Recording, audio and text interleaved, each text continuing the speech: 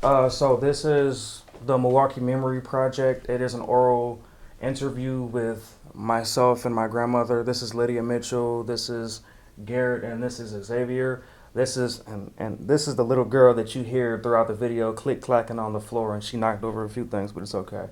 But this is the Milwaukee Memory Project for Mr. Parsons' class, and it's basically a oral interview, a history interview, showing the history of Milwaukee. It's showing her growing up and painting a picture in Milwaukee as she grew up, and that's about it. When and where did you grow up? When and where? Milwaukee, Wisconsin. When and where? In 1956, I was born. When you lived there, was it called Bronzeville? No, it wasn't. It wasn't a name to it. It was just Milwaukee. It wasn't a name. Now they have all the little sections like that, but it was just Milwaukee. When you were a kid and you were walking down the street in the neighborhood, was it a close knit community? Yes, all the neighbors looked out for each other.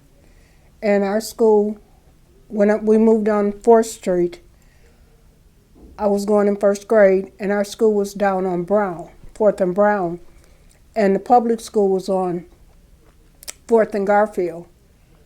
And we walked to school, and most of the women on the block back then, a lot of women were usually at home taking care of children. So if you did something screwball, your mom knew it when you got home because the neighbors was looking out the window and they would tell on you. That's how we all knew how to act. Could you elaborate a little more on the dynamic of the neighborhood? When we moved there, it was kind of like it is now. It was different types of people there, different nationalities and different things, lived on all the blocks. So it wasn't just what do you want to call it? It wasn't just a black neighborhood. It was everybody lived on the block. And now that's how what it's come back to. We have Puerto Ricans on the block. We have white people on the block. It's just like it used to be. And we were all still neighbors. Everybody was friendly and stuff. Do you remember the Walnut Street Business District? No. How far on Walnut? Basically Walnut was like a block down from where we were. And over in there, over on past 6th Street and down a little, you were in the projects. That's what they called it. That was low-income people lived in there. Mm-hmm. And that's where my mom and them lived before we moved to the house that she's in now. She's not here. But that's the house we grew up in on 4th Street. But prior to that, they lived in the projects, and it was down off of Walnut. Down at here, that was all projects. On Walnut and the PJs, was there a lot of music, like jazz and stuff like that back then? Or Walnut and the PJs. The projects. Oh, we'll say that. I don't remember. I was 5 years old. Okay. All I remember is where we lived. When you opened the door, the steps were straight up. If you went this way, it was the living room, then the kitchen. And I remember all the time my mom and dad and their friends, they would always be playing cards. They would be having their little drinks, smoking their cigarettes, playing cards. That's all I remember. Until we moved to the other house, I was going on 6. It was like, okay. And then that's why I remember that house more. What are some of your earliest childhood memories? Playing hopscotch. I liked softball. We liked roller skating. You know, and like I said, the kind we had then didn't look cute like now. They were just the metal ones with the little, it was like a key, and you could make it a bigger size or a smaller size because we had to share. And that's pretty much what we did, blowing bubbles, playing jump rope. We did stuff like that. That's pretty much what we did as kids and stuff. What did your mom do? My mom started off, she was just a mother. And then she, she basically worked for my dad worked at the Welding Ohio Company. The Ohio Company? My mom worked for the Johns. And she was kind of like the maid, or not the maid, the cleaner and stuff like that in their house. And that's when I was saying that Tim John, his father, Harry, and his mother, Erica, that's who my mom worked for, they put us all through private schools growing up. And it was a good thing, because that's why I said now all my siblings, they've been as far as the military, they are cops, sheriffs, they work for the city, the state. Everybody had, and that was good from going to, private schools and stuff. In terms of the neighborhood, who did you get picked on more? Was it a racial thing? Did you get picked on more by black kids, white kids? Personally, me, I got picked on by black kids. And even though I'm black, the eyes didn't help, the color of the skin didn't help, and my hair was a sandy color. So that was a beat you up kind of area. So that's how I was during school. That's why when all this stuff came out about Black Lives Matter, no, all lives matter. That's how it is. So, yep. What businesses up and down the street do you remember, and what are they now? On 3rd and North, on the corner, that was Heineman's Bakery, because my aunt worked there, and upstairs was a Chinese restaurant. On 4th and Meineke, on 3rd and Meineke, that was a pet shop.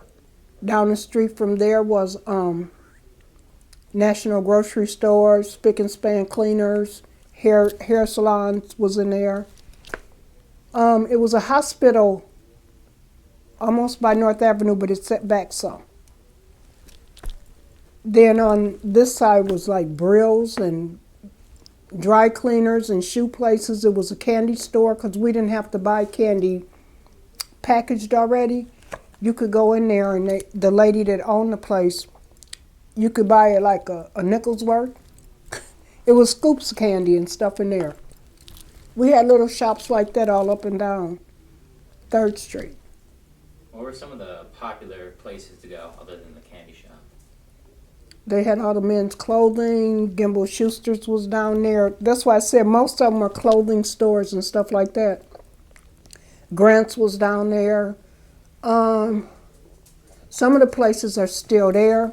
Like it's one down by Lloyd that furniture place. It sells furniture and stuff for your kitchen and all that. They're still there, but what they did is move down to a different building. But that's still their business. What else was over there? It was just, like I said, the clothing stores. It was a lot of that kind of stuff over there. What did your dad do? He was a welder. He worked for the Hio Company. Was there any difficulties with his job, or was it just like any other 9 to 5? No, he was good at his job. And like I said, he was the provider. So that's when we go back to the TV issue. We had one TV, and we watched what he watched because he worked. We didn't get to pick and do all of this what we do today. No. And that's why all of us now, all my siblings, we'll sit down and watch Westerns in a minute. Because that's what he liked watching. And then the TV, I thought the TV had a curfew time when we were growing up. After a certain time, it go, shh, and you get up and turn it off. How many siblings did you have? It was 13 of us. Wait, it was actually 14 of us. One of my sisters had a twin, and she lived 5 days. But we all lived in there, and like I said, we had, and that's who Nathan's mother, my daughter, is named after, the one that lived 5 days, Stephanie Gale. We had like the metal twin beds, because our house we lived in was a boarding house. And when we moved in there, I remember all the doors had a number on them. But since we had twin metal beds, I remember one time it was 4 of us sleeping in one bedroom. And then it had the house was so old, it had the built-in dressers in the closet, so you didn't have to have all these extra pieces of furniture. What was that the dynamic like between your siblings? Did you have like favorites, or who did you hang out with? We kind of was like you. It was kind of like with the one above you and the one under you. And that's how it is still now. No, I'm actually usually with the one above me. The one under me, she's in a la-la land somewhere sometimes. But that's how we were. But we all kind of got along and stuff because at Christmas, you know, how do you low income go buy all these kids gifts? And my dad, at the Howe Company, they'd have the Christmas parties, so he would take us all out there and the company would give us gifts. And then my mom and dad would buy us one gift, and if we got along with our siblings, we got to play with theirs. So that's how we had to end up sharing and stuff. Out of all your siblings, who did you get into it with the most? Boy and girl. The boys, I didn't. Okay. I got into it with Lois and Erica, because we had to wash and dry dishes and things like that, and she would always get all pushy, Erica. And one day I wanted to hit her with the iron skillet. And then Lois, one time we was punching because I let her bird out the cage, and it flew into something and it died. So we had a tiny little fight. How was Grandma on cleaning? How was Grandma on cleaning the house and That's what we did. On growing up, we went to school. And we came home. You know, you had dinner, ate, and you went to bed. Saturday was cleaning day. We spent the whole day cleaning, literally cleaning, and that meant back in the day when you had the wash machines with the two things that twirled up on top of the washer, because I remember trying to stick my hand in there. But we did that, and then we had to take the clothes up through the basement. It was a door that went outside, and we had to go hang them on the clothesline. When they came off, we had to take them down. We had to learn how to iron. We did everything.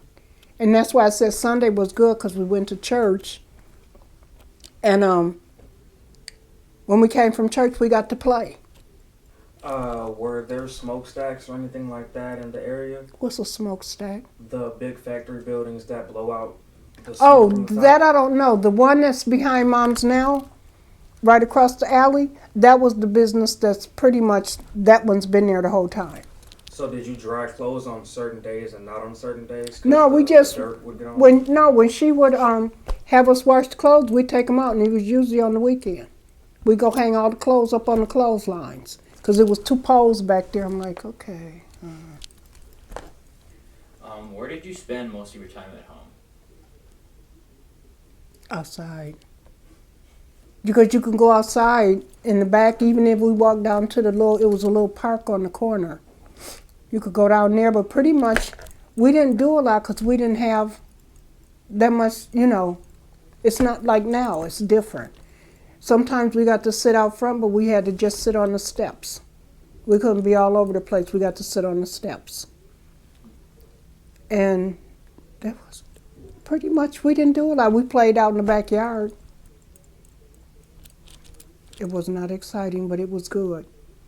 And then we helped take care of the neighbors. Like in the winter, we'd shovel, and in the fall, we'd rake the leaves up and stuff like that. We kind of kept the blocks cleaned up. We did that stuff for the older people.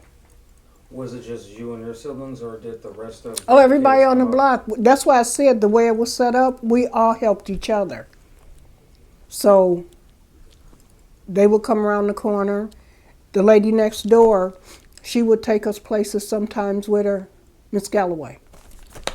She lived next door. Then we had one lady next, that was the third door. On the second one, that lady, she would wash and braid our hair sometimes. It was, all the neighbors helped each other. It's pretty much that's how it was. Was that just kind of the general feel of the neighborhood, like people looking out for each other? Mm-hmm. And you wasn't scared to walk somewhere and stuff like that if we had to, because everybody was real comfortable with that. What elementary school did you end up going to? I went to St. Francis on 4th and Brown. Did you have any favorite classes? For some reason, I didn't understand school until I had to go to college. Up until then, I thought it was something you just had to do, so okay.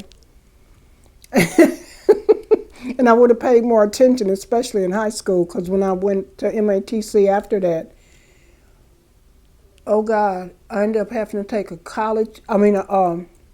chemistry class and stuff. I was like, duh. Now I know why you should pay attention and do it right. But yeah, I went there, and then one day when I was in the 6th grade, I left there and went to, it was called Urban Day. It was the old St. Benedict school. They turned it into a public school. I went there for a year, then I went back to St. Francis. I was like, that wasn't working for me either. And then I had to take the city bus down there. I'm like, Do you know what intact busing is? Who? Intact busing? No. So intact busing is back when Vel Phillips was trying to get the Open Housing Act passed, and Barbie and Father Grappy and all of them were trying to, the MUSIC committee were trying to get schools integrated versus segregated. They would bus black kids from black communities to white schools and then bus them back for recess, bus them back to the school for their last class, and bus them back at the end of the day. Because like I said, when I was going to St. Francis, it was still mixed. Everybody went there. And just like when I went to St. John's, it was the same way. It was still mixed, and some of the people, I still keep in contact with them and stuff. We were mixed like that. Could you tell us kind of like the climate of the school? Like you said it was mixed. Was there any racial tensions or? Not really. I don't remember. That's why I said, you got to remember when we went to school back in the day, grade school, it was before the law passed. Our school was on the corner, then there was a church, then the monastery, and where the teachers lived across the street, the nuns. And at that point, when we were in grade school, if you cut up, they would get the wooden paddle out and smack. They were allowed to do that. Did any of your siblings ever get into it with any of the nuns? We probably did when we was getting a smack. Shoot. When you getting a, but that's how it was. Now you can't touch kids. Just like before, you know, if you're going to try to skip school, you couldn't do it then like they walk around out here now, because the cops will pull over and take you home. You could not do that. So it was totally different. So during school, when you went out somewhere on the street and stuff, it was just people out at the grocery store, the mothers and stuff like that. It was nothing like it is now. Everybody just hanging out. It's like, no, you couldn't do that. Have any of your siblings, like, who's, out of all your siblings, who's the one person that'll get into it with the teacher or go back and forth with? You know what? I ain't gonna lie. I don't remember that. I did sometimes, but it was in a weird way. When I used to,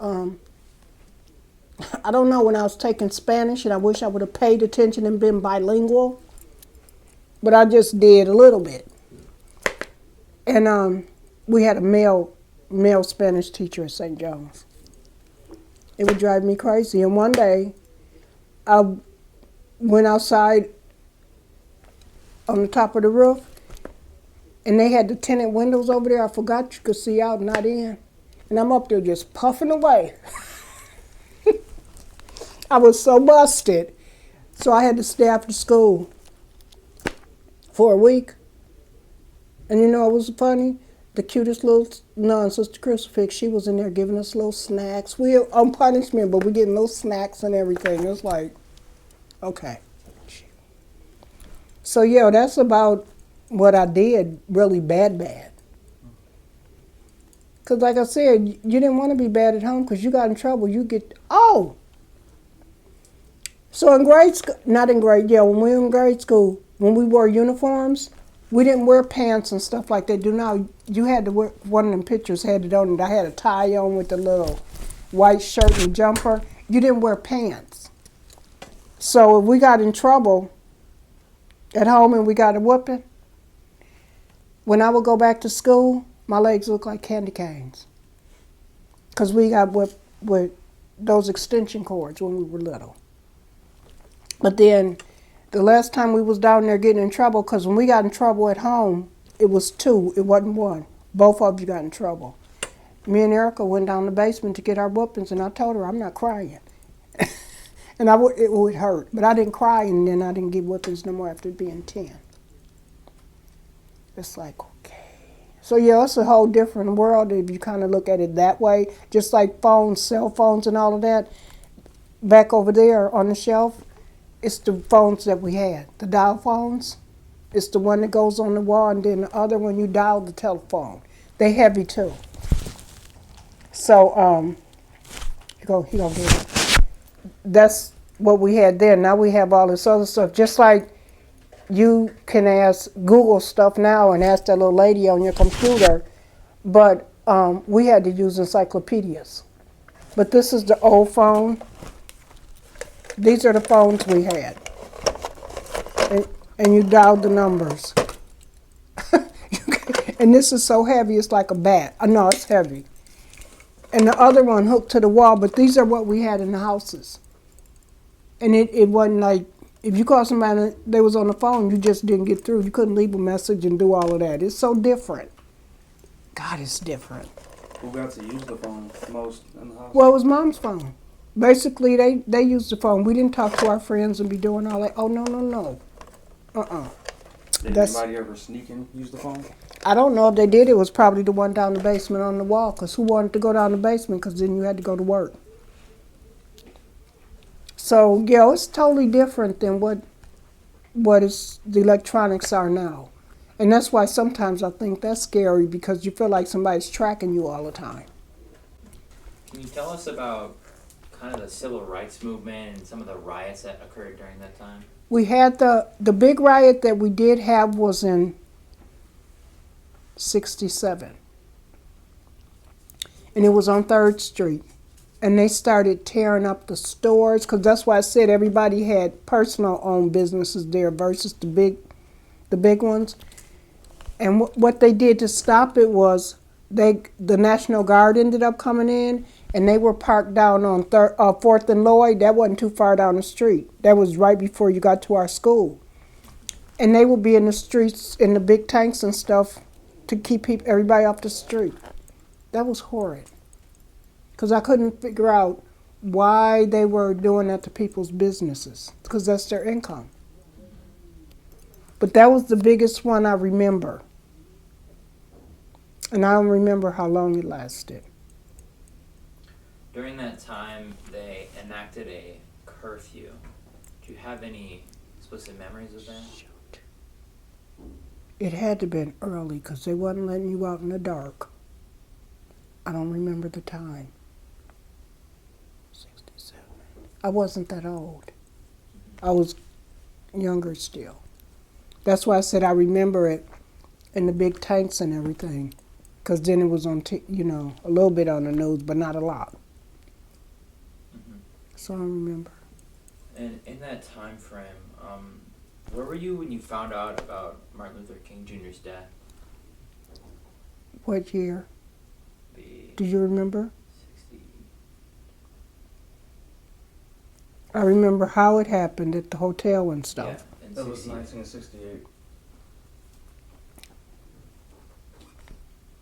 I was still in grade school. That's why I said I remember it, that it happened in the hotel. I remember seeing some of the marches when he did the marches and stuff like that. Because I remember, wasn't it the big one he did in Washington? Yep. See, I remember some of that stuff, seeing it, but the detail and stuff, Was there anybody in your family who kind of took a big part in these riots and marches during this time? So, I know, and I don't know why we was marching, but we would do it. With Father Bruppy, we would march with him because wasn't it a church over there by North Division? Yep. That's where he was at. That's why I said we would do that.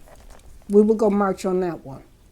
Whatever he was marching for, if it was the getting everybody together, but we would do that one. Do you remember any of the counter protests that would occur during the marches? Any just nasty interactions with counter protesters? You know what? When we were doing it, it didn't seem like anything was out of control. Because I remember one of the marches, we were going across the street. I forgot what street it was downtown where you going over to the south side. It's like a bridge. What street is that, y'all? 16th Street. It's like a bridge. It goes across to the south, start to the south side. Yeah. We went across there and stuff like that. That's why I said details are so hard to remember all of that, but we did participate in some of those. In terms of the school divisions, do you remember when they were north, west, east, and south division versus what they are now? Because I know north division is still there. Yeah. And now I think it's either east or west division is now School of the Arts. Do you remember? Well, that's like over here. I went to St. John's, which is right over here. And right across the street on this side was Public School Lincoln. It's a different name of the school, but it's still there because that's the one Mama graduated from. She graduated from Lincoln, and the school is still there. In terms of public housing, what did Grandma do? It wasn't just that. She worked for Northcott, and she always worked for the low-income things. That's what she did through SDC, and that's when they were paying your electric and gas bills and stuff. Then she worked at Northcott. She was on the board at the MLK Clinic, and up until almost she passed, she was still on the board at SDC on 17th and North. She was always working with the low-income stuff. And I think it was easy for her because that's where she lived. So it was easier to go through it. That's why, I worked there for a little while, but it was just going down to the welfare office to help them pay their bills and stuff like that. The only thing to me out of that is you just hope that people are learning from this, not to just it's a nice program, but you can't just keep having babies because, that's not what it is. We're supposed to be moving forward and seeing a better picture. The whole life of stuff now is so different. Going kind of back to middle school, you kind of mentioned how you were at this original school and then kind of moved around but didn't really like that. Can you elaborate on that? Well, that's because I was in the Catholic school the whole time. We wore uniforms and everything. Then I went to a public school and it turned back into the same thing, kind of getting picked on and stuff like that. And that was not helping me. So that's why I said I'd do the 1 year, and then that's why I had to go back. I don't get it. Why people go through all of this, I don't get it. Did your parents like any presidents, specifically hate any presidents for any reason like that? Not really. They didn't talk that much about it, but I do remember, as part of me growing up, Kennedy was in there. And I remember him being the killing, the whole thing. That was so horrid. Do you remember where you were? I don't remember. I know I was in Milwaukee, but it was so horrid. What I wasn't here for and lived in another state was the 9/11. But the Kennedy thing, that was horrible. Just like the cuckoo bird, Jeffrey Dahmer. Yep. What do you remember about Jeffrey Dahmer? That he worked at my candy shop that I liked, and I would never eat candy from there again. So they closed it down. Did you remember seeing Jeffrey Dahmer on a daily basis? Until he did what he did. We all knew where the candy shop was because you passed it on 6th Street. And it's like, okay.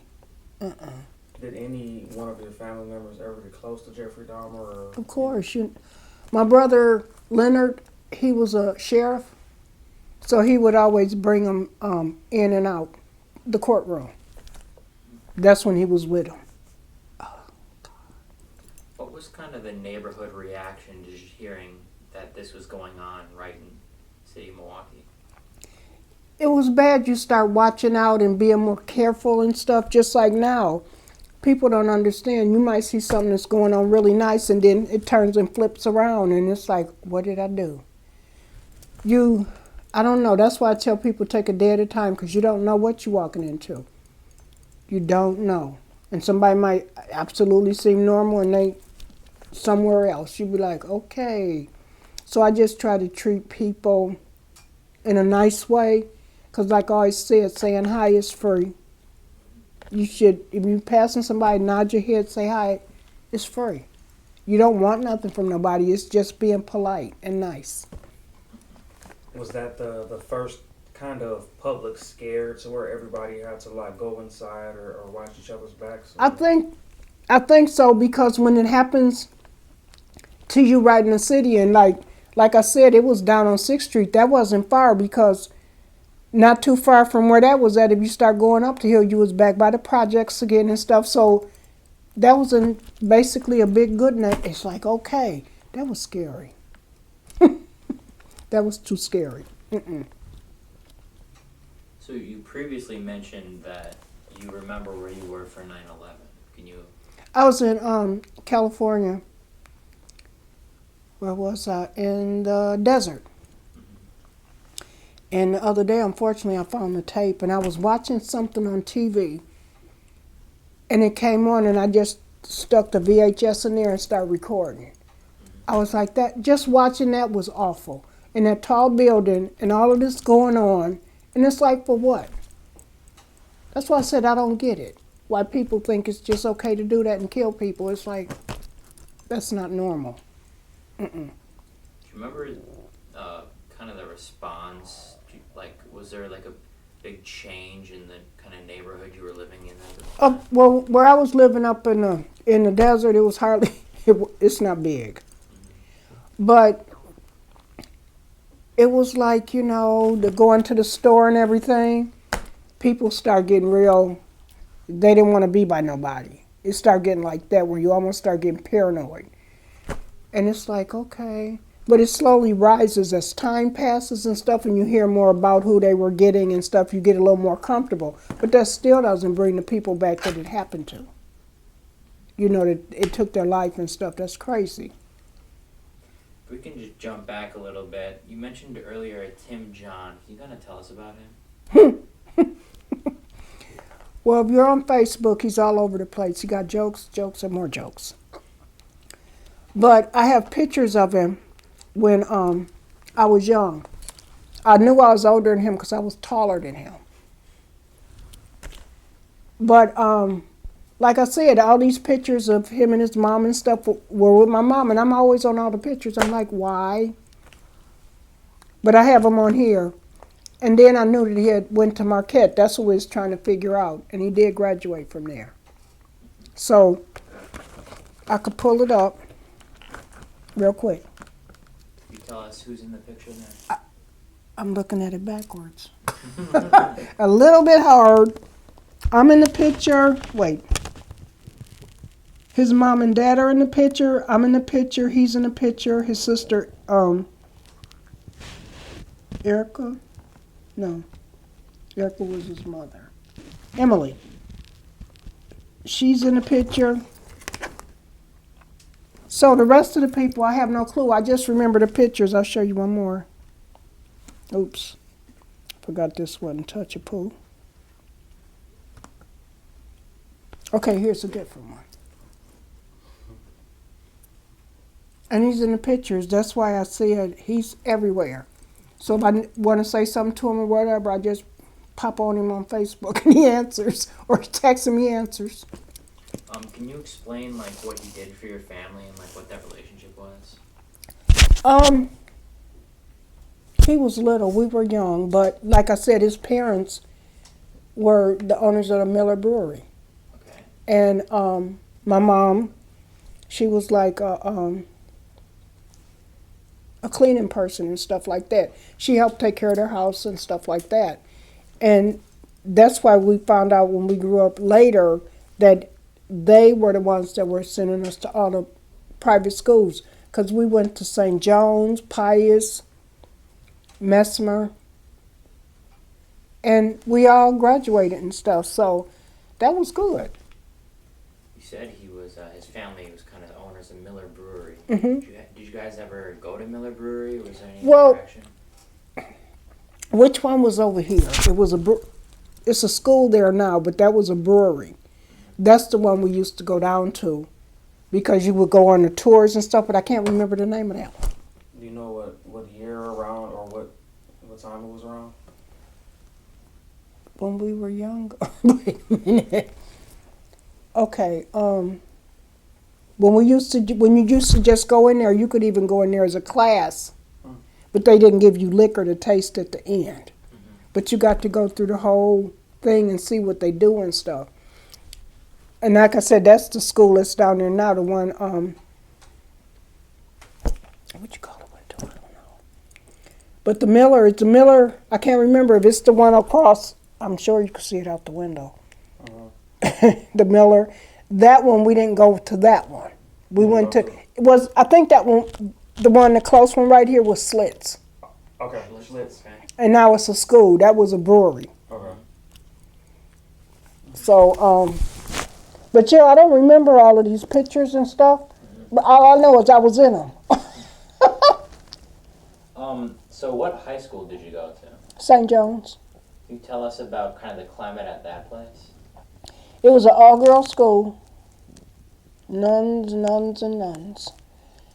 And actually it was a pretty good school. It was a low rate of black girls in there because originally my oldest sister, Brenda, she was one of the first black people to graduate out that school. And we came down because I'm on the bottom end of the siblings. But it was a good, I don't know, I liked it. And my best friend, I actually met my best friend there. Her name was Vicky. And she used to live on Houghton, and then they moved out on the 74th Street, past Silver Spring and stuff. And back then it was when, basically that's who lived out there, white people. But all the malls were out there and different stuff. And she would take me by, and it was real good and stuff. So, and then every time we became so close, she would come down to 4th Street, and my family included her as her family. She was always welcomed over there and everything, even when she got married and stuff. She was always over there. But she passed away. But other than that, now it's hardly nothing out there. It's just living. People live out there. How did you get to and from the school? Which one? From your high school. Okay. We took the bus, but then when we wanted cigarettes, we would walk. And we would spend the money on cigarettes. Because back in the day, a pack of cigarettes was real cheap. We used bus fare to buy cigarettes. That was bad. But Was it a group effort or? well, pretty much me and Kathy did it. And we thought that was normal, smoking and stuff, though, because we would watch our mother and them with their friends playing cards, drinking, and smoking. So we thought that was all normal. Is that kind of just the feeling you got that smoking was fine, drinking was fine? Yeah, that was a normal. That's why I said that was normal. Until we got caught. I remember one day my mother was coming back to the bedroom, and I'm standing there with the cigarette, talking to her with the door open, like she don't know I got a cigarette burning in my hand back here, because now I know you could smell it. I thought if I held it like this, she wouldn't know. But we thought it was normal. What hobbies did you have outside of school? I liked, I never learned how to sew in school and stuff because they had home economics. I always took art. I like doing artwork. That was pretty much what I did, and I still do stuff now that I didn't know. I learned how, but that's what I do. It's like a de-stressor. So basically now I can crochet, I can do art. I just do. I'm always being busy. Just like when Nathan and them were little, I told them don't ever go in the store and take nothing. Like for Mother's Day and stuff, I would have them come over and we would make the cards, make the gifts, and stuff like that. That's just how I was.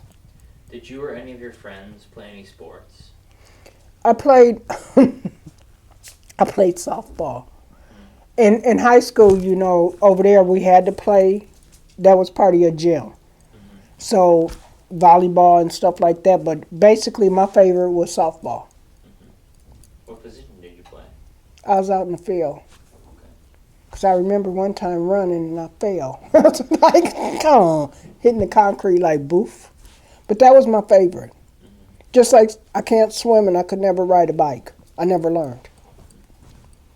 Did you feel that it was, outside of gym class, did you feel that it was encouraged for kind of women to stay away from sports, or did you think it was kind of all access? I thought it was all access.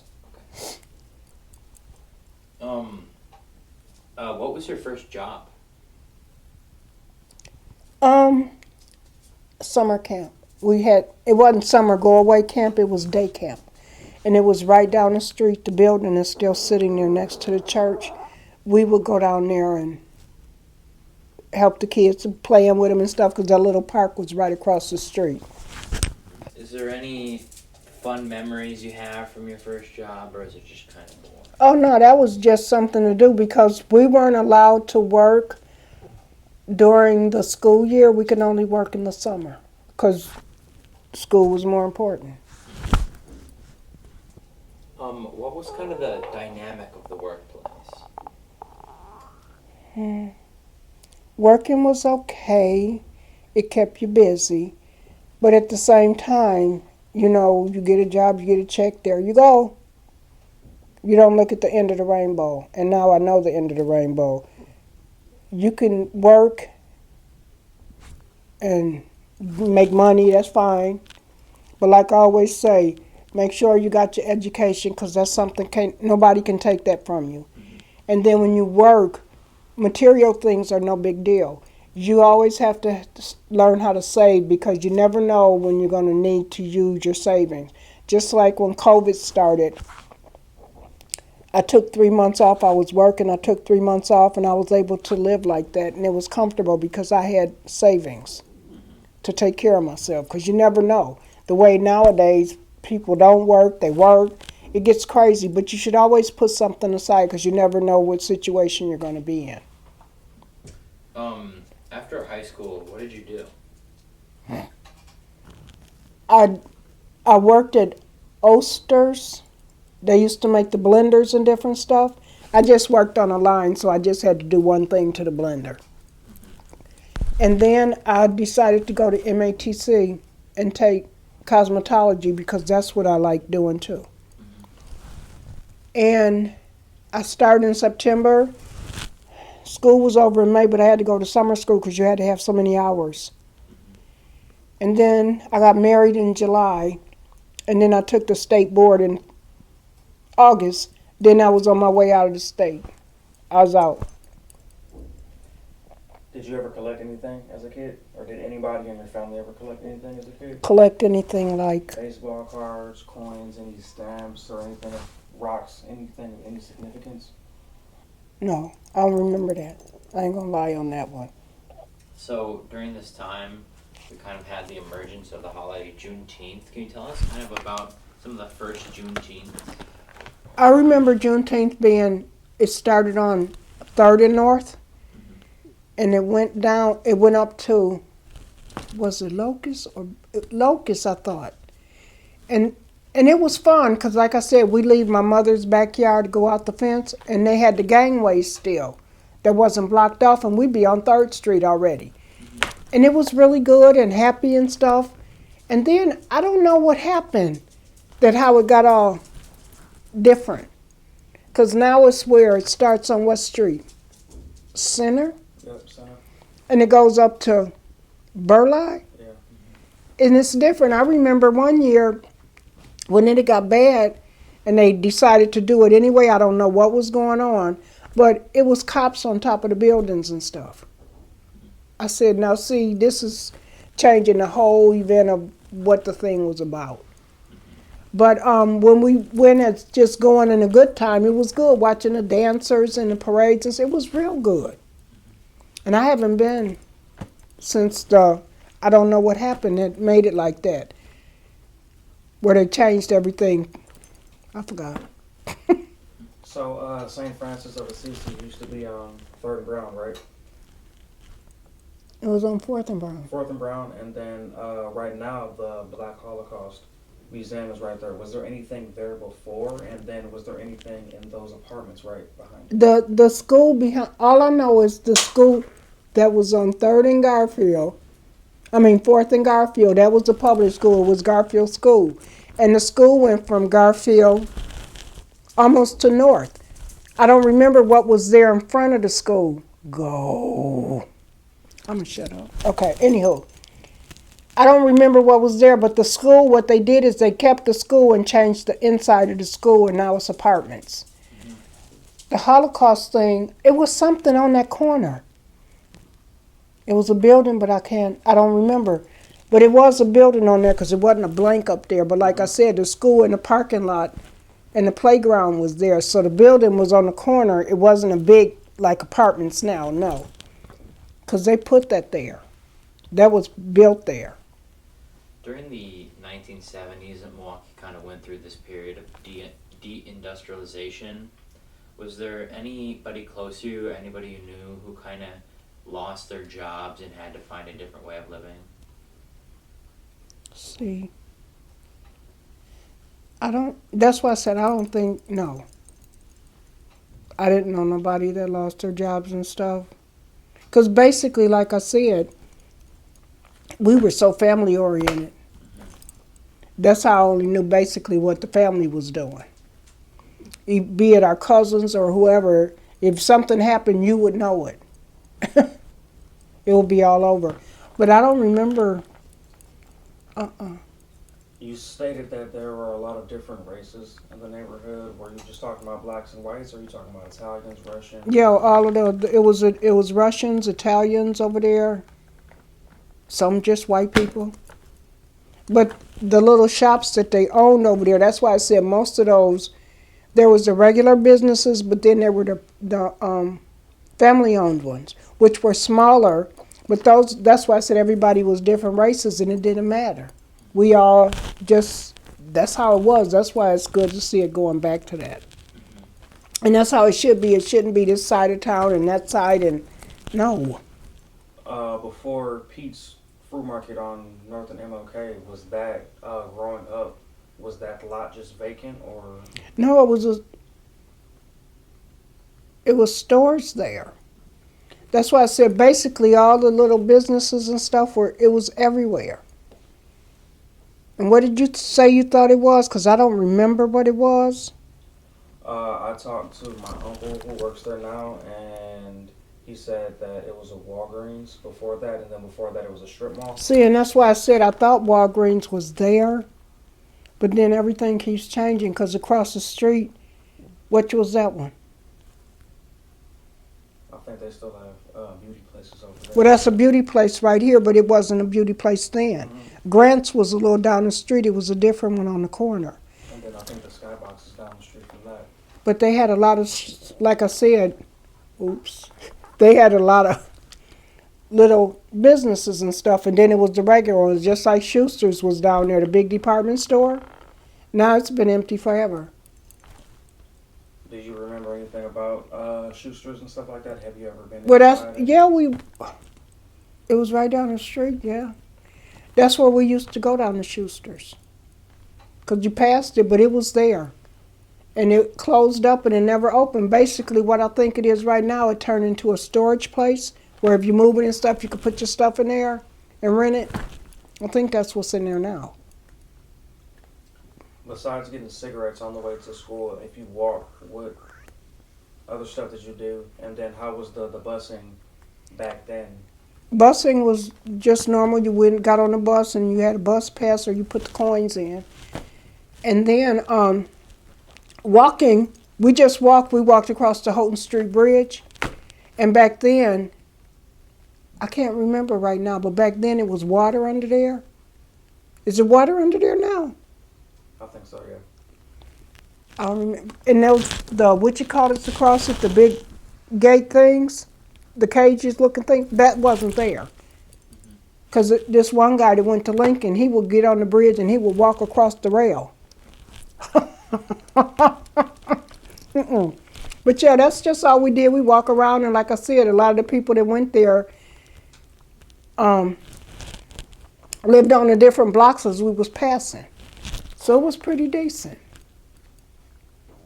As I look out the window here, we can see Miller Park.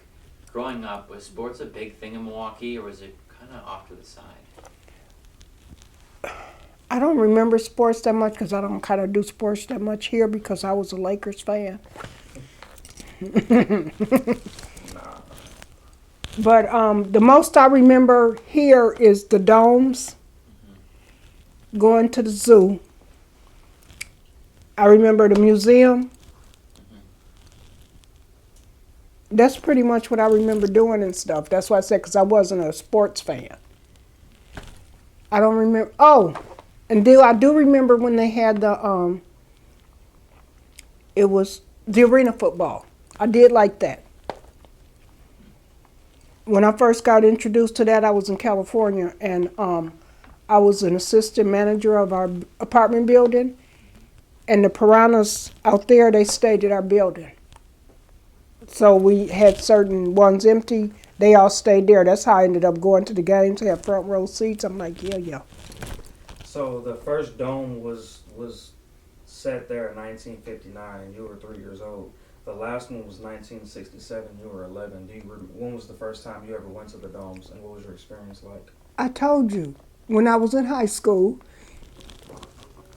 and I took that girl's lunch and took the lettuce out and put leaves in her sandwich.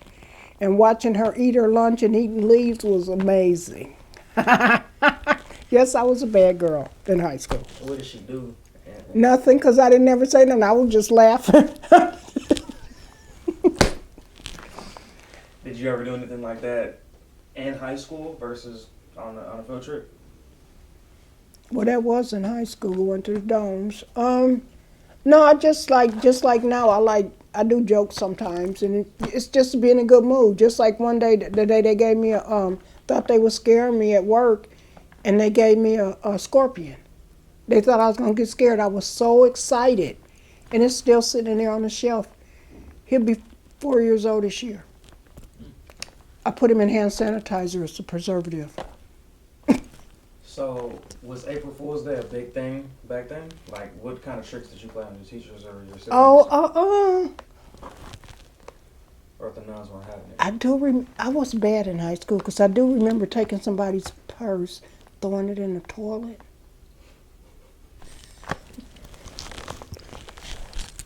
Okay. I tried not to do that, but I did it. Yeah, high school was interesting. But no, overall and stuff, because like I said, as you grow older, you can look back then, you didn't look at details of stuff. You just remember certain little things. You don't remember all the details because it wasn't that important. How was kind of like the disciplining with that? Would they just tell your parents, or was there Oh, you had to stay after school, then you had to go to mass. And you'd be like, okay. But I got used to it, though. I got better as I got closer to senior year. I got better. Just like they would be there in the senior, we had a senior lounge in the basement, and they had a TV in it. Every time I go in there, they'd have soap operas on. And what did Lydia do? Walked up to the TV and turned on Channel 10. You know who was on Channel 10? Who was on Channel 10? The big yellow bird and Elmo? Elmo. all of them. I would go turn that on and they would all get up and leave. You got to share the TV. Come on now. Did you ever go to any parties in either high school or college, and what was that like? I went to the prom. Yeah, I went to the prom, and I remember getting ready for the prom, and I broke my toe. So I had to get it taped up and stuff. Couldn't wear the right shoes because I couldn't put my foot in there. But I did go to the prom. You went after you broke your toe? Yeah. It was just your toe. It ain't like I broke my leg. I went to the prom. That was probably the biggest thing I went to there.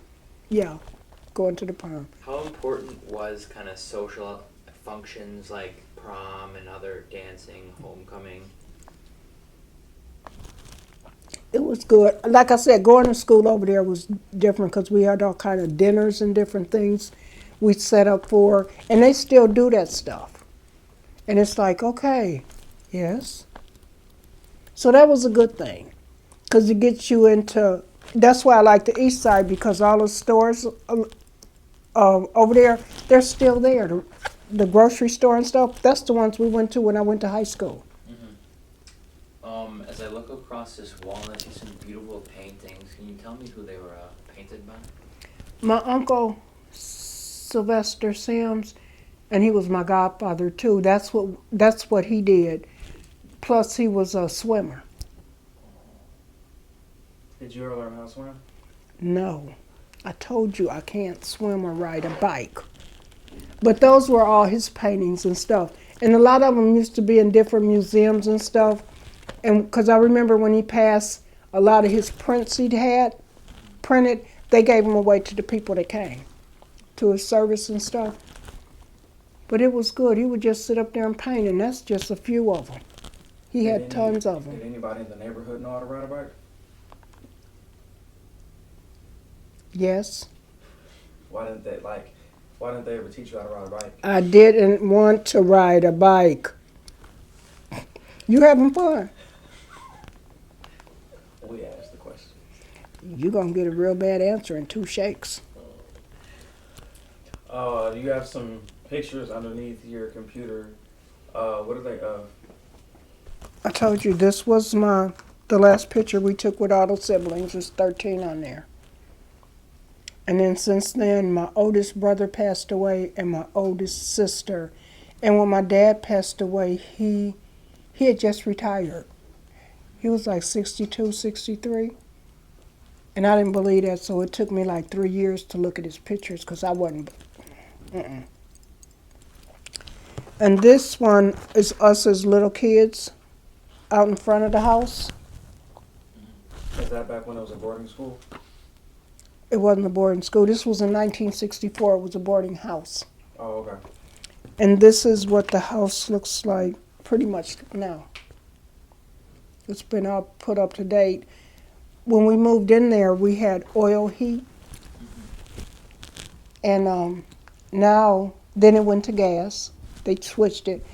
Now it's just regular heat. It's central air in there and stuff, so it's all good. She had it updated. And the only thing changed in the house was the kitchen and the bathrooms. The rest of the house still is the same as when we moved in there. And it was good. It was big. But like I said, we had so many cousins, we didn't really have friends. So every time something went on and stuff, it would be pictures full of just us and the cousins all over. Was there ever any animals in the house or any? As later time passed, we had dogs, but that was later. When everybody was leaving home and later. So tell us kind of about your college experience. Where did you go to and what did you learn? I went to MATC. I took cosmetology. And it was actually good and stuff because when I went in there, I was surprised to see the different age range. I had just graduated, but then it was people in there, if I would guesstimate them now, they was probably in their 30s, 40s. But it was a good class and stuff, and the teachers were good. And then we experimented on each other. That's how it started. And it's like, okay. And then, like I said, basically what college was, summer school, because you had to have so many hours, that's when we were basically just doing, like if you were in a shop, you were doing people's hair, they was going in there getting manicures, facials, all of that was going on. But it was good. I liked it. Did you have to take any extra courses that you did not want to take in terms of cosmetology? Well, you had to take all the courses that you did, and what happens is on test day, we took tests in the auditorium. You went in there, boom, took it, and it was over. But I did real good in there, considering I had to learn biology over again and chemistry. This time I had to pay attention. So they made you take biology and chemistry? That's part of taking the, not because, I passed in high school with a D, but taking it here, I had to really know because you're sitting up with chemicals when you're dealing with people doing their hair and stuff. So you have to pay attention to what you're doing. So that worked out good. And I didn't miss no school. And I remember graduating. How did you manage your time? Like, did your parents, were they strict on you as a kid, so that's how you manage your time in college? No, well, what college wasn't as easy though, because there was still people that lived at home, so I had to wait till everybody went to bed and it got quiet. This when I can go down and study, go sit downstairs and study, because we were still sharing rooms. Like, were you studying late at night and then waking up early in the morning, or Yeah. were you studying late and then waking up around noon? No, because I had to go to class. Class didn't start at noon; it started like at 8 in the morning. So I would be up to probably about midnight, and then I go to sleep and stuff, get up because I had to go take the bus down MATC. So you mentioned that you had a pretty big family. Can you tell us kind of about family reunions? Well, basically, what would happen is on different holidays like the 4th of July, Labor Day, and stuff like that, we'd end up out at parks. And like I said, we come from such a big family because it was 13 of us, but my mom, it was 11 of them. So if everybody got families, we was all gathering at the park and stuff. And that went on for a long time. And or either we would end up out at the lake watching the fireworks and everything. We always did everything as family, not just siblings, but the cousins and the aunts and uncles. And that's big. It's real big. So, like I said, most of the time we did that on the nice days. The holidays like Christmas and Easter and all of that, that was more minimal because everybody was with their own family versus like at a park. Everybody was at home with their own family and stuff. I don't remember ever doing stuff for New Year's. I don't remember doing that. But it was good, and our last family reunion was, you were in there on the pictures, the last family reunion, everybody, the kids were on there too, our children. And now when you look at it, like when my mom had her 70th birthday, oh yeah, she had that down, it was over on 6th Street at one of those buildings they had rented. And she was turning 75. And she had talked to me, and I was living in California, and she had talked to my oldest sister who lived out there. She had no clue. It was really hard to surprise my mother because she knew everything. And she talked to us the night before, not knowing we were both in Milwaukee already. So her friend came and picked her up, and she thought she was going to a meeting and dropping her off. When she walked in there, she said, when I saw you and Brenda, I almost had a heart attack. Everybody was there. Family, friends, we were all there. The ones of us that had kids, the kids were little, and everybody was on the pictures. And then my oldest niece, of the little kids, she made a handprint for my mom of the little people. And it turned out really good. And that's why I said when I look at it now, because I had that on VHS, when I look at it now, it's funny because I look at it and the majority of the people in the film, they're gone now. But she said she was going to make it to 20 more years, and she sure did. So that worked out real good. But that was a good thing with family getting together because, like I said, it was like a reunion. We were all in there together. And a lot of her employees were in there and stuff like that, too. It was real good. So I enjoyed that. You ever go to any big school recitals or any school games, and how was the culture there? The only time we would have like the actual volleyball team at our school, they would have those games. I would go to that stuff at the school, St. John's. But that's pretty much it. And like I said, the majority of the stuff we did there was they was having the spaghetti dinners and stuff like that, where people could come in and stuff, and we would help serve them up and stuff like that. That was a good thing. Did you ever help the homeless back then, or serve food at any soup kitchens or anything like that, any service that the school required? No, but I do remember when I got back, I was volunteering down in St. Francis because my sister and my brother, they would cook for the people, the homeless, and they would take the food down to St. Benedict. So I would help in the kitchen with that and stuff. They would cook up all the food and take it down there to share for the homeless. Earlier you mentioned Father Grappi. Did you know him personally, or was he just the leader of the group? I think he was just the leader of the group. I didn't know him as well as I know Father Mike. Okay. And I know Father Mike better. You tell us about Father Mike? He's still at St. Francis now, and he's there for us at any time. One day I went down there. We were dropping my sister off or something, and I said, I got to run in here and see Father Mike. And the secretary I was trying to get in, and she was kind of like not sure. And he came out, he said, oh, let her in. That's one of Rosemary's daughters. And I got in there and told him, I said, you know, I can't come to church because it reminds me of when I was young and the church didn't look like this. You know, you all sat forward and the altar was up against the back wall. On this side of it, the benches, because we had to go to church and do our little deposits on Sunday, the people from down the street were sitting there. I thought they was retarded, but there wasn't. They were the ones that are now like dysfunctional people. Mm-hmm.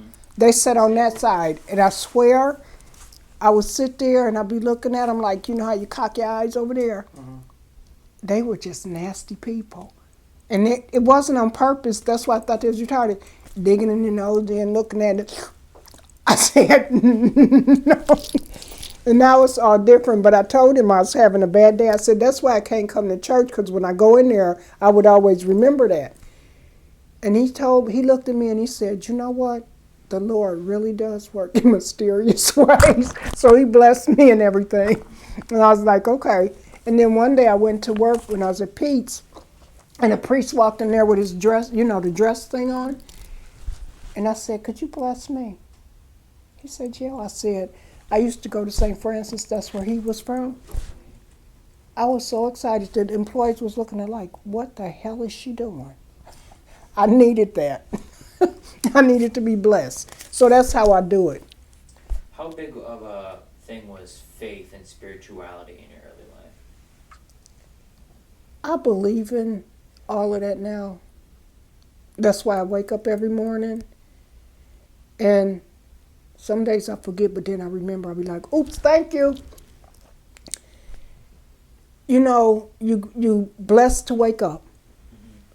Because you know when you're being born, that's natural.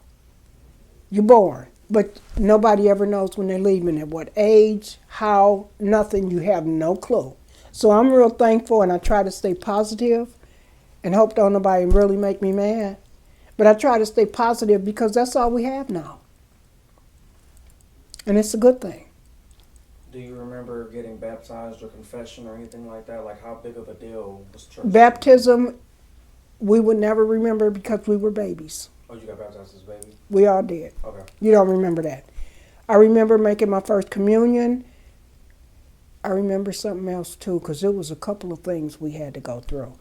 But we did them all. Like I said, it was down in St. Francis. Just like I remember, I look at the church now because I go in there by video every Sunday, and I look at the confessionals that they don't use them no more, and how you used to have to go sit in there. My last confession was, and then you have to tell on yourself.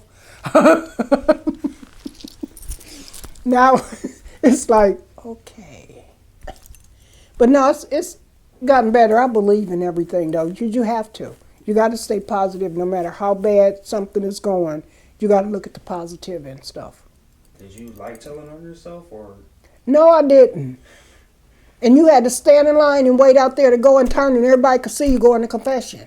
When we was in grade school, the whole class went in. You had to go in there.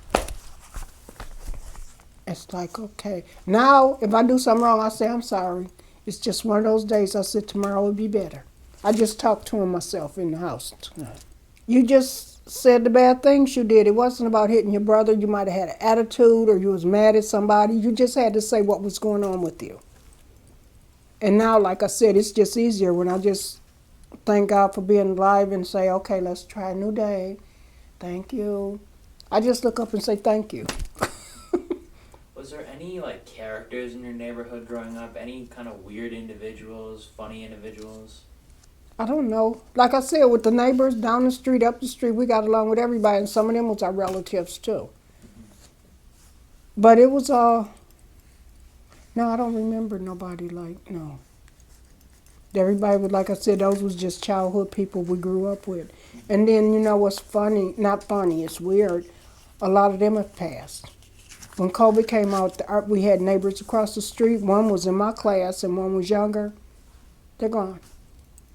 They both had it. And it's like, oh, God. So that's why I said you don't know. So that's why you take a day at a time. Coming from the school that you came from, St. John, did you have designated days as a school where you go to church, and how was that like? No, we had a chapel in the school, and we had to be in mass at school. Was it an everyday thing or No. once a week? It was a certain day of the week you had to go. But we had mass class because we had to take religion. That was one of our classes. During religion, did you ever feel like it was forced down your throat? Like, is that the time where you... Mm-mm. That's the one thing I don't mess with. Because when you think back on it and everything, you know, that's how it started. That's why I say, look at this now. It's so different.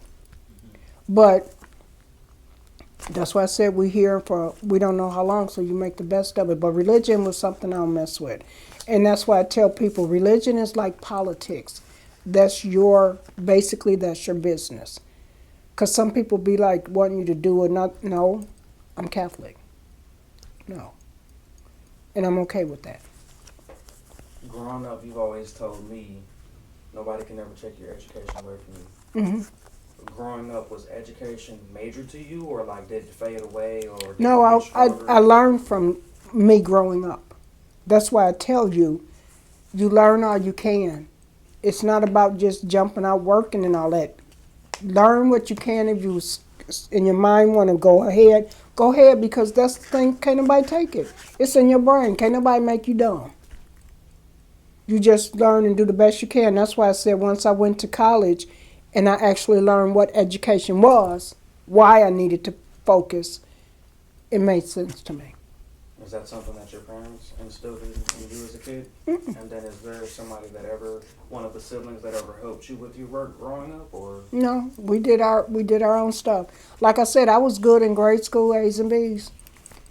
It's when I got to high school that it got different because I wasn't used to that. But I did the best I could. I did pass. I didn't flunk nothing. And that's why I said going to MAT going to the college just said like, okay, now I know why. I got my answer.